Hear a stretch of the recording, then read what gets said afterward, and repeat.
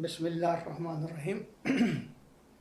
आज एक और बड़ा इम्पोर्टेंट आर्टिकल जो है लेके आपके सामने हाज़िर हुआ हूँ और ये है charge on electron by Millikan's method.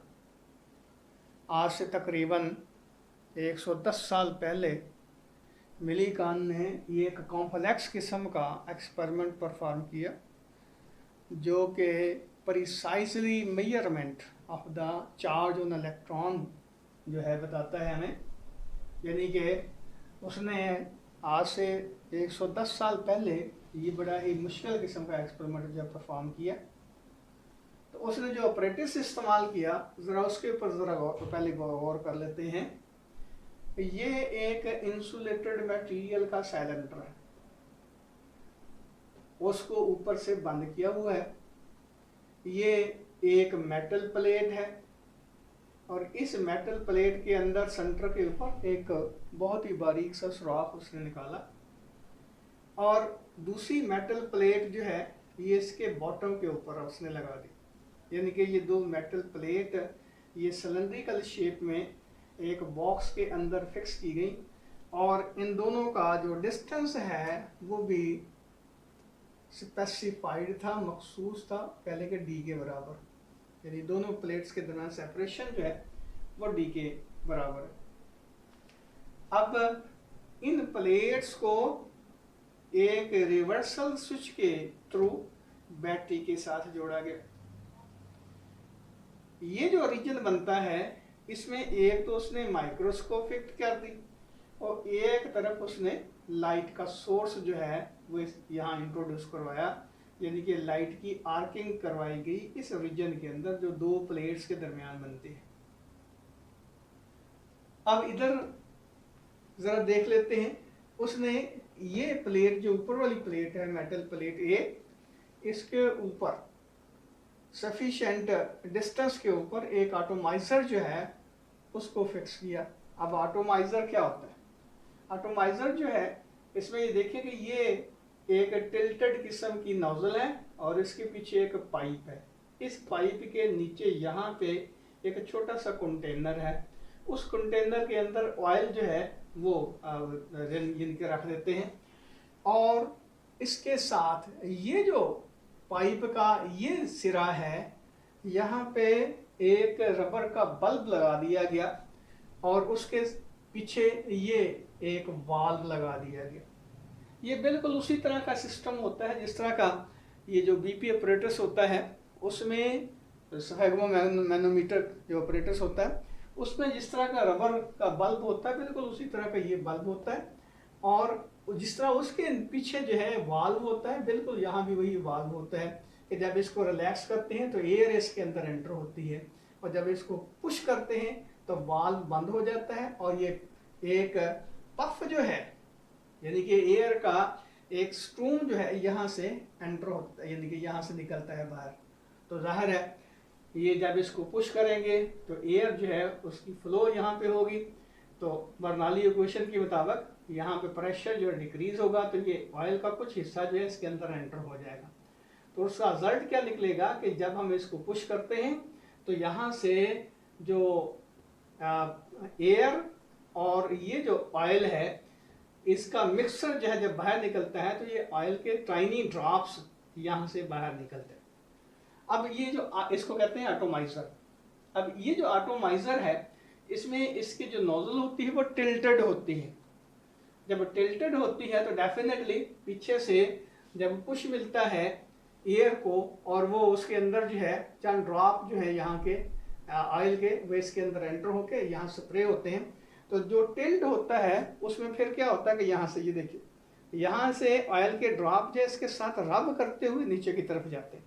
तो इस रबिंग प्रोसेस में ऑयल के बाद ड्रॉप जो है अपने इलेक्ट्रॉन लूज कर देते हैं। तो जो इलेक्ट्रॉन लूज करेंगे ड्रॉप्स उनके ऊपर आ जाएगा पॉजिटिव चार्ज और इसी तरह कुछ ड्रॉप जो पीछे से आ रहे हैं वो उन इलेक्ट्रॉन्स को अगर कैप्चर कर लेते हैं तो वो जब बाहर निकलेंगे तो उनके ऊपर नेगेटिव चार्ज होगा। इसका मतलब ये हुआ कि ये जो एटोमाइजर है यहाँ जब हम इसको पुश करते हैं पंप करते हैं तो उसका रिजल्ट क्या निकलता है कि यहाँ से जो ऑयल के टाइनी ड्रॉप्स निकलते हैं तो उनमें से कुछ के ऊपर पॉजिटिव चार्ज आ जाता है, कुछ के ऊपर नेगेटिव चार्ज आ जाता है। अच्छा, ये तो किताबी बात हुई। प्रैक्टिकली हम क्या करते थे, यानी कि हमने इसको जो परफॉर्म किया किस तरह किया था कि यहाँ भी एक होल होता है इसके अंदर, उसके ऊपर हम ये गामा सोर्स जो है वो रख देते थे, और गामा सोर्स की वजह से ये जो एयर है ये आयनाइज हो जाती है। जब एयर आयनाइज हो जाती है तो इसके अंदर से जब ड्रॉप जो हैं एंटर होते हैं तो आयनाइज्ड एयर जो है उसमें ज़ाहिर है पॉजिटिव आयन है और इलेक्ट्रॉन है, तो ये ड्रॉप्स जो हैं उसके ऊपर पॉजिटिव नेगेटिव चार्ज जो है वो कलेक्ट हो जाता है। बहरहाल ये आपकी किताब में तो नहीं लिखा हुआ, तो मैंने जो बताया है उसी तरह आप इसको तैयार करें कि जब नोजल जो है उसके अंदर से रबर की वजह से एयर ड्रॉप जो है वो बाहर निकलते हैं तो उसके ऊपर पॉजिटिव या नेगेटिव चार्ज आ जाता है। अब अगली बात ये देखें कि ये यहाँ एयर है, इसके अंदर वैक्यूम नहीं है, तो ये ग्रेविटेशनल फोर्स की वजह से ये ड्रॉप जो है नीचे की तरफ आएंगे। अब बाकी सारे के सारे ड्रॉप जो है इस प्लेट के ऊपर कलेक्ट हो जाते हैं, लेकिन वो ड्रॉप जो इस होल के सामने आते हैं तो वो क्या करेंगे, वो इस रीजन के अंदर एंटर हो जाते हैं। तो याद रखें, अभी ये जो स्विच है इसको हमने ऑफ रखा हुआ है, ये बैटरी का जो स्विच है यहाँ पे इसको हमने ऑफ रखा हुआ, ऑन नहीं किया। तो जब ऑफ रखा हुआ है तो जाहिर है यहाँ पे सिर्फ ग्रेविटेशनल फील्ड होगा, इलेक्ट्रिक फील्ड डिवेल्प नहीं होगा।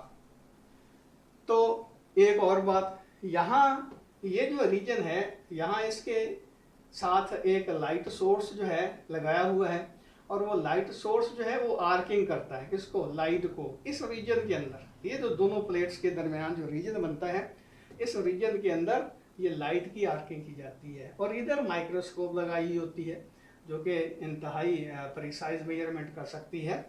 तो उसका ये जो माइक्रोस्कोप है ये और ये हमारा जो लाइट सोर्स है, ये दोनों इस रीजन के अंदर जो हैं वो इंट्रोड्यूस करवाए गए हैं। इधर से लाइट आती है, इधर से एक यानी कि माइक्रोस्कोप हमने लगाई हुई है। अब डेफिनेटली जब ये ड्रॉप्स यहाँ आते हैं और अगर हम लाइट ऑन कर देते हैं और वो ड्रॉप्स के ऊपर पड़ती हैं तो जाहिर है ये ट्विंकल करना शुरू कर देते हैं, ये रोशन हो जाते हैं। बिल्कुल उसी तरह जिस तरह सुबह के वक्त अगर आप बाहर निकले तो घास के ऊपर जो शबनम पड़ी होती है उसके ऊपर जब सूरज की लाइट पड़ती है तो वो चमकना शुरू कर देते हैं, कतरे जो हैं उसके ड्रॉप्स जो होते हैं अपना उसके ड्यू के। बिल्कुल इसी तरह ये आयर ड्रॉप जो होते हैं ये जब इसके ऊपर लाइट पड़ती है तो ये रोशन हो जाते हैं। अब उनको ये जो हमारी माइक्रोस्कोप है ये इसको यहाँ पे फोकस किया हुआ होता है। फोकसिंग का भी एक खास तरीका होता है, यहाँ एक बारीक सी वायर जो है इसके अंदर खड़ी कर देते हैं और फिर उस वायर के ऊपर पहले जो है इसको फोकस करते हैं, तो डेफिनेटली जो भी फिर यहाँ पे ड्रॉप आएगा वो इनके माइक्रोस्कोप हमारी उसके ऊपर फोकस होगी। तो इस तरह इसकी फोकसिंग कर ली जाती है। बहरहाल इधर से लाइट पड़ती है और इधर हम माइक्रोस्कोप हमारी इसके ऊपर फोकस होती है। रिजल्ट क्या निकलता है कि जो भी ड्रॉप इसके अंदर आते हैं यानी कि इस रीजन के अंदर आते हैं वो यहाँ से ऑब्जर्व किए जा सकते हैं, देखे जा सकते हैं। अब क्या होता है, अब ऐसे है कि पहले तो सिर्फ इन दोनों प्लेट्स के दरमियान ग्रेविटेशनल फोर्स थी जिसकी वजह से ड्रॉपलेट्स जो नीचे की तरफ आ रहे थे और उनको हम ऑब्जर्व करते हैं इस माइक्रोस्कोप की मदद से। याद रखें ये डार्क रूम के अंदर एक्सपेरिमेंट जो है परफॉर्म किया जाता है। उसके बाद ये देखें, जैसे ही हम ये बैटरी जो है इसको ऑन करते हैं, और याद रखें ये बैटरी जो है इसकी वोल्टेज जो है वो वेरिएबल है। हम इसकी जो यहाँ जो है लगा के पोटेंशियोमीटर इसकी जो वोल्टेज है दो प्लेट्स के दरमियान उसको एडजस्ट कर सकते हैं, और साथ ही साथ यहाँ वोल्टमीटर जो है वो लगाया हुआ होता है। यानी कि ऐसे समझ लें कि यहाँ वेरिएंग वोल्टेज जो है हम इन दोनों प्लेट्स के दरमियान जो है वो दे सकते हैं। तो ये पोटेंशियल डिफरेंस जो है इनके दरमियान जो है वो वेरी करता है।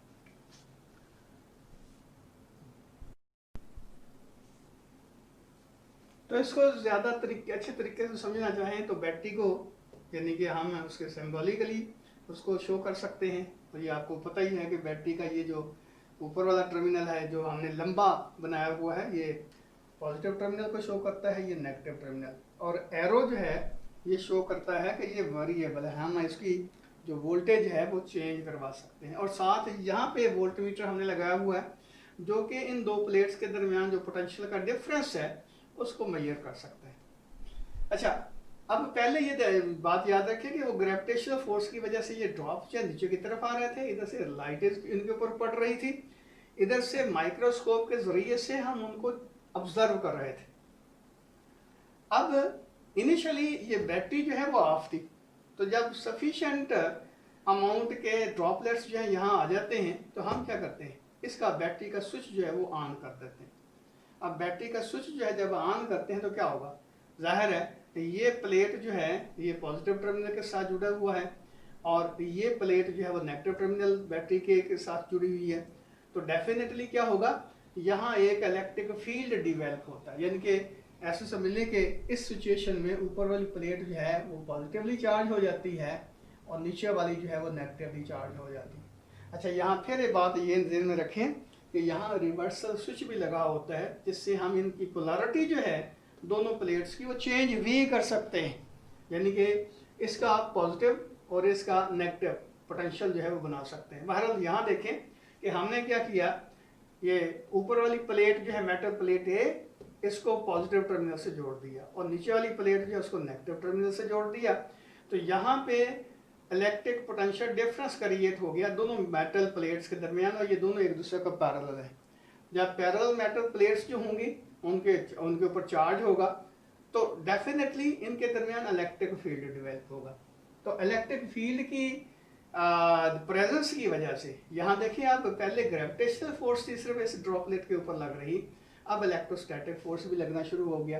तो हम क्या करते हैं, ये पहले ड्रॉप जो है जब इसको हमने अभी ऑफ रखा था, ऑन नहीं किया था, तो उस वक्त ड्रॉप जो है सिर्फ नीचे की तरफ जा रहे थे। जैसे ही हमने इसको ऑन किया है तो यहाँ हमने देखा कि ये ज़बरदस्त किस्म की खलबली मच गई है।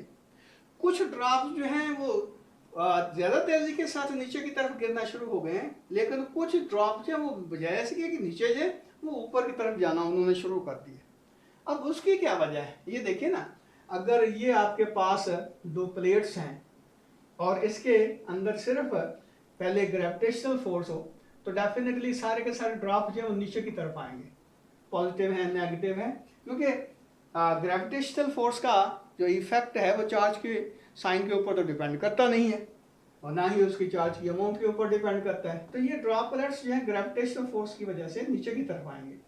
लेकिन जैसे ही हमने ये प्लेट जो है वो पॉजिटिवली चार्ज कर दी है वेफर्स, इसका पोटेंशियल पॉजिटिव हो गया, इसका पोटेंशियल नेगेटिव हो गया, तो अब क्या होगा, अगर चार्ज पॉजिटिव होगा, यानी कि अगर चार्ज पॉजिटिव होगा तो वो उसके ऊपर दोनों फोर्सेस डाउनवर्ड डायरेक्शन में लगना शुरू हो जाएंगी, ग्रेविटेशनल फोर्स भी डाउनवर्ड और इलेक्ट्रोस्टैटिक फोर्स भी डाउनवर्ड लगेगी। लेकिन अगर नेगेटिव चार्ज होगा तो क्या होगा, नीचे की तरफ जो है ग्रेविटेशनल फोर्स है और ऊपर की तरफ क्या लगेगी भी, इलेक्ट्रोस्टैटिक फोर्स, यानी कि Fe जो है वो ऊपर की तरफ लगना शुरू हो जाएगी। तो इस सिचुएशन में हम ये जो ड्रॉप है इसको बैलेंस कर सकते हैं। किस तरह बैलेंस कर सकते हैं, ये जो हमने बैटरी इसके साथ जोड़ी हुई है इसका पोटेंशियल डिफरेंस चेंज करके हम इस फील्ड को चेंज कर सकते हैं, फील्ड की स्ट्रेंथ को चेंज कर सकते हैं। और इसके ऊपर जो फोर्स लगती है वो जाहिर है वो डिपेंड करती है इलेक्ट्रिकल इंटेंसिटी के ऊपर। तो जब इलेक्ट्रिक इंटेंसिटी वेरी करवाएंगे तो इलेक्ट्रोस्टैटिक फोर्स वेरी करेगी, जाहिर है ग्रेविटेशनल फोर्स तो एक जैसी रहेगी, वो तो मास डिपेंडेंट है। तो ये पॉसिबल है कि हम इसकी एडजस्टमेंट करें वोल्टेज की, और ये जो नेगेटिवली चार्ज ड्रॉप है ये दरमियान में सस्पेंड हो जाए। तो याद रखें जिस तरह पहले हमने डिस्कस किया कि इसको पॉजिटिव चार्ज को भी आप सस्पेंड कर सकते हैं, ये रिवर्स स्विच जो है इस्तेमाल करके। ऊपर वाली प्लेट जो है अगर नेगेटिवली चार्ज हो, नीचे वाली प्लेट जो है वो पॉजिटिवली चार्ज हो, तो डेफिनेटली इलेक्ट्रोस्टैटिक फोर्स ऊपर की तरफ लगेगी, ग्रेविटेशनल फोर्स नीचे की तरफ लगेगी। तो इस तरह हम पॉजिटिव चार्ज को भी बैलेंस कर सकते हैं। तो यहाँ इस सिचुएशन में चूंकि हमने कहा कि ऊपर वाली प्लेट जो है वो पॉजिटिवली चार्ज है और नीचे वाली प्लेट जो है वो नेगेटिवली चार्ज है, तो डेफिनेटली क्या होगा, इसके ऊपर वेट जो है यानी ग्रेविटेशनल फोर्स जो है वो तो डाउनवर्ड लगेगी और इलेक्ट्रोस्टैटिक फोर्स जो है वो अपवर्ड लगेगी। तो इस सिचुएशन में ड्रॉप जो है वो बैलेंस हो सकता है। तो हम क्या करते हैं फिर, ये जो हमारे मुख्तलिफ ड्रॉप थे इस रीजन के अंदर जिनको हम ऑब्जर्व कर रहे थे, उनके ऊपर एक के ऊपर हम अपना यानी कि कंसंट्रेशन रखते हैं। किसी एक ड्रॉप के ऊपर जो ज़्यादा प्रोमिनेंट होता है, ज़्यादा चमकदार होता है बिलफर्ज। तो उसके लिहाज से हम ये जो बैटरी है इसकी वोल्टेज जो है वो चेंज करते हैं। तो डेफिनेटली कुछ ड्रॉप जो है वो ऊपर की तरफ चले जाएंगे, कुछ ड्रॉप जो है वो नीचे की तरफ गिर जाएंगे।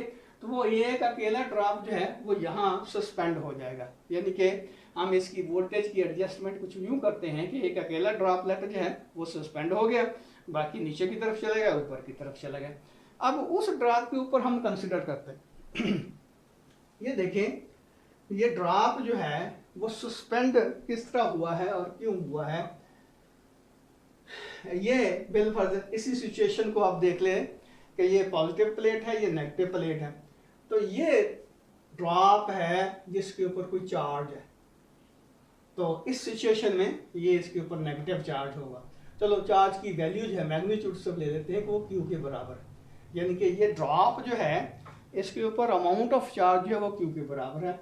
और इस सिचुएशन में फिर दोबारा बता दूं कि इस सिचुएशन में अगर ऊपर वाली प्लेट जो है वो पॉजिटिव होगी, नीचे वाली प्लेट जो है वो नेगेटिव होगी, तो इसके ऊपर चार्ज जो है वो नेगेटिव होगा। लेकिन हमने क्या किया कि ग्रेविटेशनल फोर्स और इलेक्ट्रोस्टैटिक फोर्स को इक्वल कर दिया, जिसका नतीजा ये निकला कि ये ड्रॉप जो है ये दोनों प्लेट्स के दरमियान सस्पेंड हो गया। इसके डाउनवर्ड डायरेक्शन में इसके ऊपर फोर्स लगती है, वेट इसका जिसको हम कह सकते हैं mg के बराबर है, और ऊपर की तरफ फोर्स लग रही है इसके ऊपर इलेक्ट्रोस्टैटिक फोर्स Fe जिसको हम QE कह सकते हैं। तो अब दोनों फोर्सेस जो हैं इक्वल हो गई हैं, तो ये ड्रॉप जो है वो सस्पेंड हो गया। जब ये सस्पेंड हुआ है तो उस सिचुएशन में हम ये कहते हैं कि QE जो है वो mg के बराबर होगा। तो इसका मतलब QE जो है सिचुएशन में वो mg के बराबर होगा। और ये E किसके बराबर होगा, ये पहले भी हम बता चुके हैं कि दोनों प्लेट्स के दरमियान जो डिस्टेंस है वो D के बराबर है। और यहाँ वोल्ट मीटर से हम वोल्टेज जो है इन दोनों प्लेट्स की वो मेजर कर सकते हैं, वो बिलफर्ज V के बराबर है। तो हमें पता है कि E जो होता है वो होता है मैग्नीट्यूड के लिहाज से delta V over delta R। तो यहाँ क्या होगा, डेल्टा V की जगह V लिख दें जो कि ये वोल्ट मीटर जो पोटेंशियल डिफरेंस शो कर रहा है, और डेल्टा R की जगह D लिख दें, तो ये किसके बराबर हो जाएगा, E के बराबर हो जाएगा। यानी कि हमारा E जो होगा वो V ओवर D के बराबर होगा। D दो प्लेट्स के दरमियान सेपरेशन और V दो प्लेट्स के दरमियान जो पोटेंशियल का डिफरेंस बनता है। जब E की वैल्यू V ओवर D के बराबर होगी, ये इसमें पुट करते हैं, इसका क्या मतलब हुआ, ये आ जाएगा आपके पास Q into V over D is equal to mg। तो Q किसके बराबर हो जाएगा, इसका मतलब ये हुआ कि Q आपके पास आ जाएगा mgd ओवर V। तो ये Q मीन ये जो ड्रॉप है इसके ऊपर जो चार्ज आता है उसकी वैल्यू आपके पास आ गई। अब यहाँ मसला ये पैदा हुआ कि ये जो ड्रॉप है इन दोनों प्लेट्स के दरमियान जो ड्रॉप है उसका मास यहाँ हमने पुट करना है। तो मास किस तरह इसमें कैलकुलेट करेंगे, तो डेफिनेटली ये डायरेक्ट मेथड तो यहाँ है नहीं, यानी कि आप जो है यहाँ इसको बॉक्स को तोड़ के ये ड्रॉपलेट जो निकालें और बैलेंस के ऊपर रखें, उसका मास निकाल लें, तो ये पॉसिबल नहीं होगा। तो फिर क्या करते हैं, हम यहाँ भी मैथमेटिक्स ही इस्तेमाल करते हैं। ये देखें ये ड्रॉप जो है ये डेफिनेटली कोई भी ड्रॉप जो होता है वो स्फेरिकल शेप में होता है। तो जब ये स्फेरिकल शेप में ड्रॉप होगा तो इसका जो वॉल्यूम होगा वो किसके बराबर होगा, यानी कि वॉल्यूम जो होगा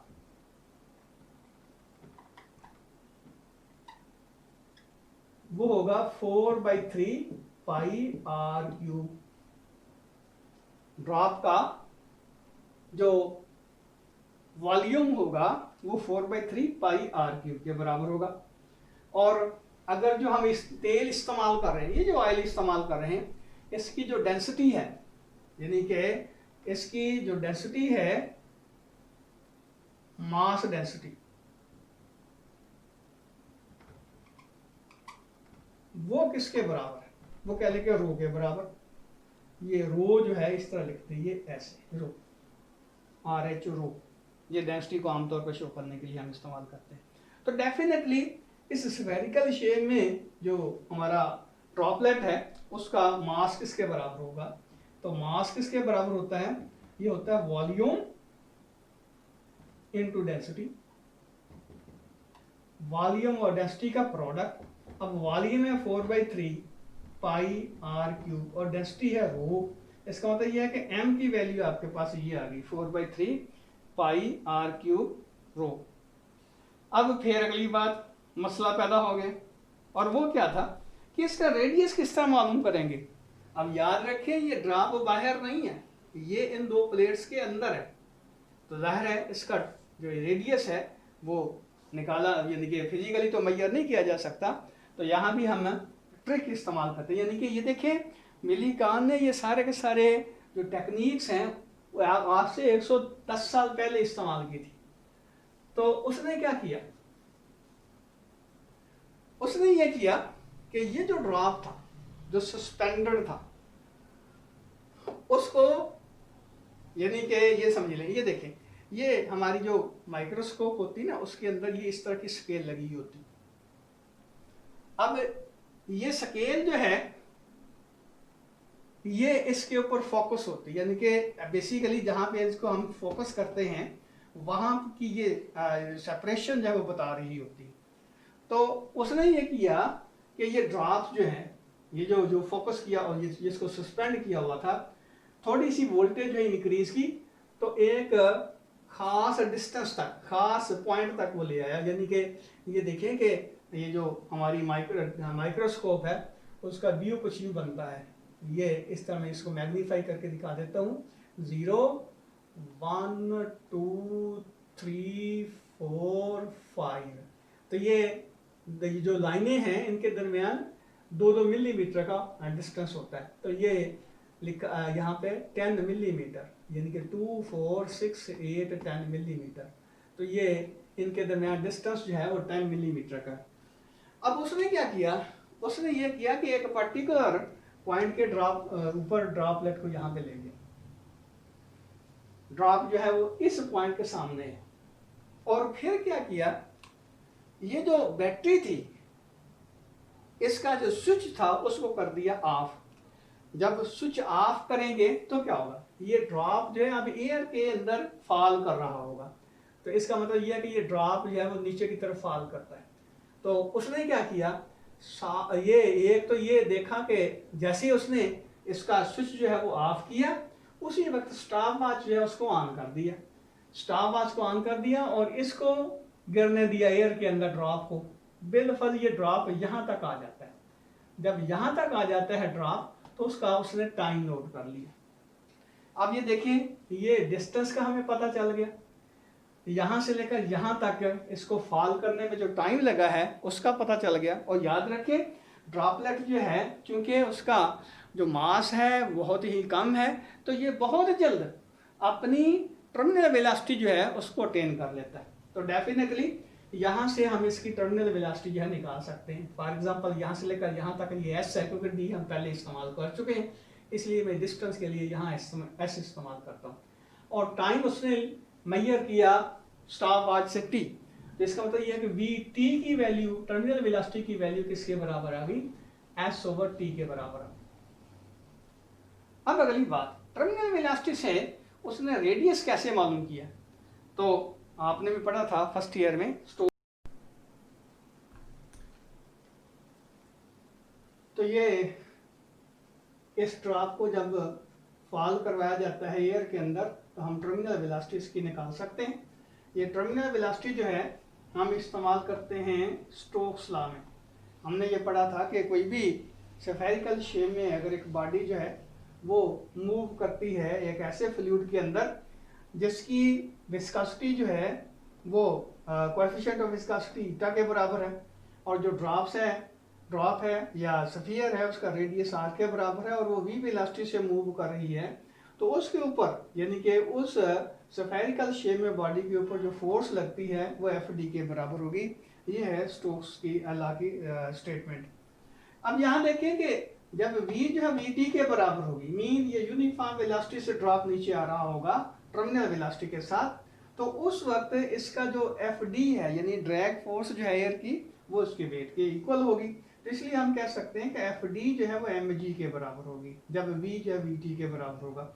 अब ये वैल्यू जो है यहाँ पुट कर दें, यानी कि एफ डी की जगह एम जी पुट कर दें और वी की जगह वी टी लिख दें, तो एम जी आपके पास आ जाएगा 6 पाई ईटा आर वी टी।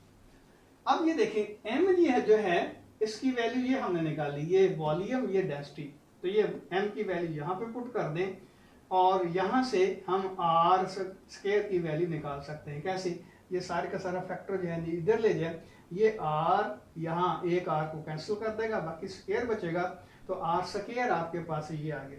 अब ये क्वेश्चन 3 जो है इसकी वैल्यू क्वेश्चन 2 में पुट करें, यानी कि आर की वैल्यू आपके पास ये आ गई 9 ईटा we T over 2 row ji under root के बराबर।